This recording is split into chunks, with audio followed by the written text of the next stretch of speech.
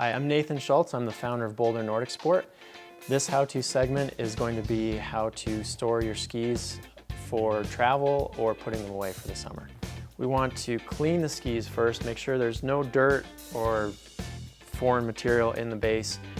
Clean that out, and then make sure that the skis are well soaked in wax so that they're protected, and rather than drying out constantly, they are absorbing wax and getting faster. The tools that we need for preparing the skis for storage are pretty easy. We're going to need an iron, some wax, a metal brush. I really like the fine steel brush. We're going to need some sort of a glide wax cleaner, some fiberline, and it's nice to have some gloves. The first step for putting our skis in storage is going to be to clean the skis out. We're going to start that with brushing. We want to get the bulk of material out, especially if there's dirt in the ski, old wax, whatever.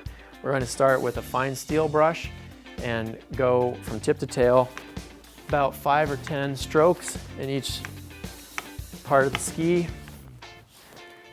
going in gently. We don't want to slam the metal brush down. We want to be gentle with it.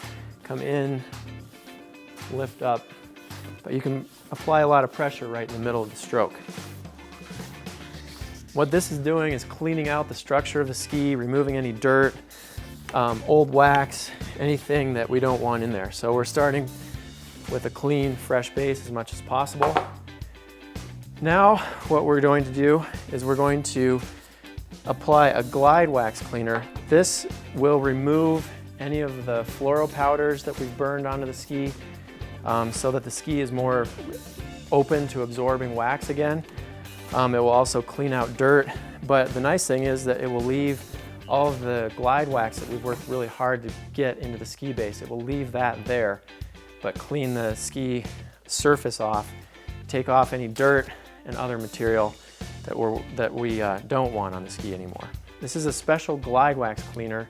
It's not a kick wax solvent, so make sure that you're using the proper material. This is called, for home and cold, it's the Nano CFC cleaner as opposed to a regular base cleaner. Basically what we do is we just saturate the towel lightly with the liquid, and we can just brush it on. We're going to let that soak in and do its work. It's dissolving things, so it needs time. What this does is it takes off that fluoro material that you've put on top, those top coats, pulls that off. You can see it pulls out some dirt and other material, but it leaves all the good stuff in there. So this is a great thing to use, especially for teams, people who are trying to wax quickly, for test skis. If you're out and testing different things, this stuff will work really well to get you from a full wax application back to zero pretty quickly. But it also does a great job of cleaning off the ski.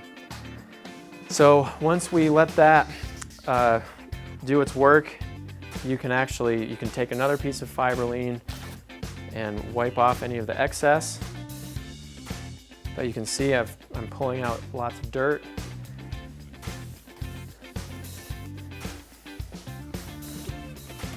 But I'm not drying out the ski. The other alternative to this method is called hot scraping, and I'll demonstrate that really quickly. If you don't have this for some reason and you need to clean your skis, you can hot scrape.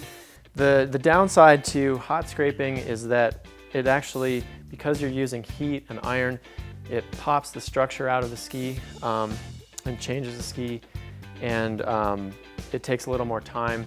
To really get the fluoros off like this does, it takes 4 or 5 hot scrapes at least, and it's not quite as effective. So this isn't quite as an effective method, but it does do a good job. So what we're doing with the hot scrape method is we're going to take just a soft wax, low melting point. We're going to melt that onto the ski. When the wax is still molten, we're going to scrape it off. This, you can see, I've still I'm scraping off a little bit of dirt in the wax, but we scrape this off while it's still hot. And then you can also use Fiberline to get that last little bit of wax that's still hot off. And this floats the dirt and debris out of the ski base and allows you to catch it and get rid of it. Once we've let the ski cool after scraping on the hot wax, we can brush it again, just get a little more of that dirt out. This is also how we follow up with the solvent. Just another quick brush. And then it's time to do what we call travel wax or summer wax.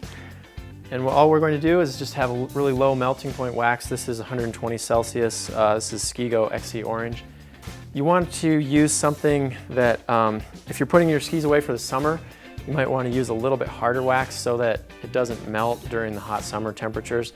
But you know, an orange or red wax is something that's soft and easily absorbed into the ski is good to use. We're just going to apply a nice thick layer here. Make sure we don't miss any spots. So we have complete coverage over the ski. And that's it. This ski is ready for storage, for travel, whatever. What happens when you scrape a ski, the wax is coming out of the base constantly because things go from high concentration to low concentration. So high concentration absorbed into the base goes to low concentration outside of the base. So the wax is always, if it's scraped out, it's always moving out of the base. That's why as you ski down the track, that's what makes your ski fast, is that wax coming out to lubricate the base. If you leave it dry, it'll eventually, all the wax will come out and it will dry out. If we leave this wax on here like this, it will protect the ski from dirt and dust. It will also absorb, the ski will keep absorbing wax instead of drying out. So this is why it's so important, if your skis are going to be sitting for a while, put some wax on them, clean them out, and put them away. So these are some really good skis, and we've done a lot of work to make sure that they're fast. Now we've put them away for the summer, we've taken care of them. Make sure that you don't ruin them by keeping the ski ties really tight all summer or cramming them into a bag where they're squeezed like this. They'll take on that new shape and they won't be as nice as they were when we first did it. And all that work will be wasted. So make sure that ski ties are pulled to the ends, nice and loose. The ski can do what it wants and continue to be awesome. I'm Nathan Schultz. Thanks for watching this segment on how to take care of your skis. Check out all of our how-to videos and our website at bouldernordic.com.